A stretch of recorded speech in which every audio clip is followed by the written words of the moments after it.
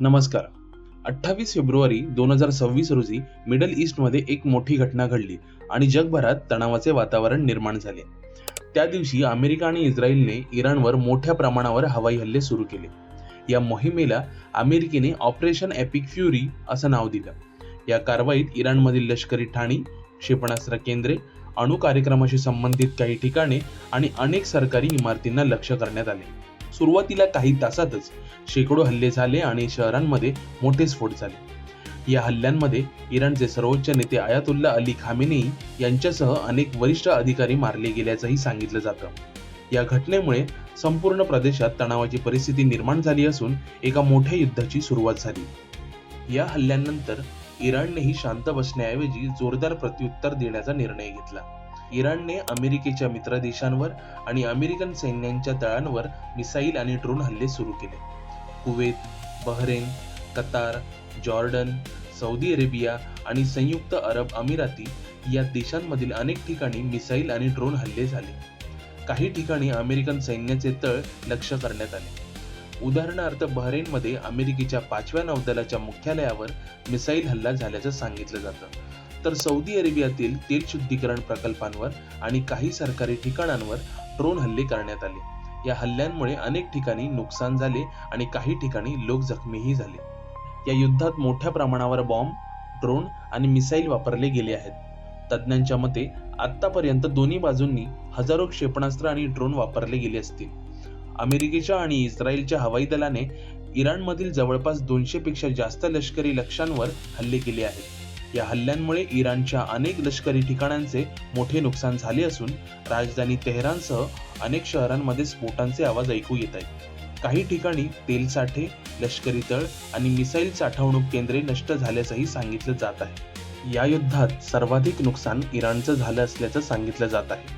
उपलब्ध आकडेवारीनुसार आतापर्यंत इराणमध्ये 1300 पेक्षा जास्त लोकांचा मृत्यू झाला असून हजारो लोक जखमी झाले आहेत. अनेक शहरांमध्ये घरे उद्ध्वस्त झाली आहेत आणि नागरिकांमध्ये भीतीचं वातावरण देखील आहे. अनेक ठिकाणी वीज पुरवठा खंडित झाला असून रुग्णालयांवरही मोठा ताण आला आहे. नागरिकांना सुरक्षित ठिकाणी हलवण्याची मोहीमही सुरू करण्यात आली आहे. पण या सगळ्या परिस्थितीतही इराणने शरणागती पत्करलेली नाही. उलट मागच्या काही दिवसात इराण अधिक आक्रमक झाल्याचं दिसतंय. सुरुवातीला इराणने मर्यादित प्रमाणात मिसाईल हल्ले केले होते, पण आता त्यांची तीव्रता वाढत चालली आहे. तज्ज्ञांच्या मते इराणने सुरुवातीला आपला मोठा क्षेपणास्त्र साठा वापरला नव्हता. त्यावेळी इराणने मुख्यतः ड्रोन, लहान रेंजचे मिसाईल आणि मर्यादित क्षेपणास्त्रांचा वापर केला. हे हल्ले म्हणजे जणू युद्धाचा ट्रेलर होता असं काही विश्लेषक म्हणत आहेत. आता मात्र इराणने आपला खरा मिसाईल साठा बाहेर काढण्यास सुरुवात केली असल्याचं बोललं जात आहे.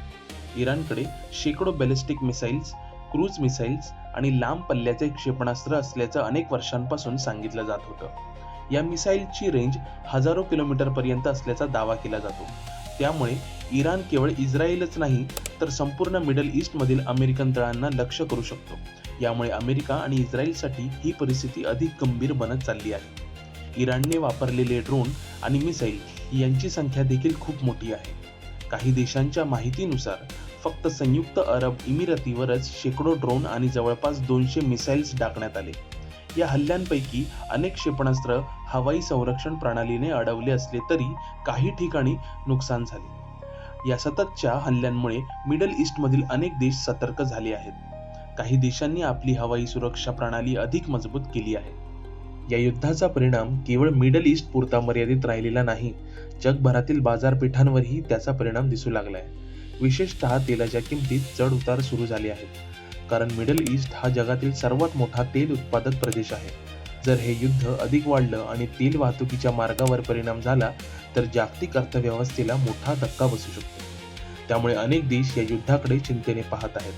त्या युद्धामुळे स्ट्रेट ऑफ हॉर्मुझ या महत्त्वाच्या समुद्र मार्गाकडेही जगाचं लक्ष लागले. हा मार्ग जगातील जवळपास 20% तेल वाहतुकीसाठी वापरला जातो. जर या मार्गावर लढाई झाली किंवा तो बंद झाला तर तेलाच्या किमती प्रचंड वाढू शकतात. त्यामुळे अमेरिका, युरोप आणि आशियातील अनेक देश परिस्थितीवर बारकाईने लक्ष ठेवून आहेत. दरम्यान आंतरराष्ट्रीय स्तरावर या युद्धाबद्दल प्रतिक्रिया उमटू लागल्यात. अनेक देशांनी दोन्ही बाजूंना संयम बाळगण्याचं आवाहन केलंय. संयुक्त राष्ट्र संघानेही तातडीने युद्धविरामाची मागणी केली आहे. काही देशांनी मध्यस्थी करण्याची तयारी दर्शवली आहे, पण सध्या तरी युद्ध थांबण्याची चिन्हे दिसत नाहीत. उलट दोन्ही बाजू आपली लष्करी कारवाई वाढवत आहेत. तज्ज्ञांच्या मते हे युद्ध दीर्घकाळ चालू राहू शकतं, कारण इराण हा मोठा आणि सामरिकदृष्ट्या महत्त्वाचा देश आहे. त्याच्याकडे मोठं लष्कर, प्रगत क्षेपणास्त्र प्रणाली आणि अनेक सहयोगी गट आहेत. त्यामुळे केवळ हवाई हल्ल्यांनी इराणला पूर्णपणे थांबवणं सोपं नाही.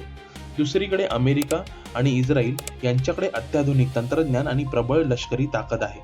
त्यामुळे हे युद्ध आणखी मोठ्या स्वरूपात वाढण्याची शक्यता व्यक्त केली जात आहे. सध्या जगभरातील लोकांच्या मनात एकच प्रश्न आहे, हे युद्ध किती मोठं होणार आणि ते किती काळ चालणार? कारण जर या संघर्षात आणखी देश सामील झाले तर संपूर्ण मिडल ईस्टमध्ये मोठं युद्ध पेटू शकतं. एकूणच 28 फेब्रुवारीपासून सुरू झालेलं इराण-अमेरिका युद्ध आता अधिकच तीव्र होताना दिसत आहे. हजारो बॉम्ब, ड्रोन आणि मिसाईल हल्ल्यानंतरही परिस्थिती नियंत्रणात आलेली नाही. उलट इराणने आता आपला मोठा क्षेपणास्त्र साठा वापरण्यास सुरुवात केल्याची चर्चा आहे. त्यामुळे येणारे काही दिवस या युद्धासाठी अत्यंत महत्त्वाचे ठरणार आहेत. जगभरातील देश आणि बाजारपेठा आता पुढे काय होणार याकडे चिंतेने पाहत आहेत.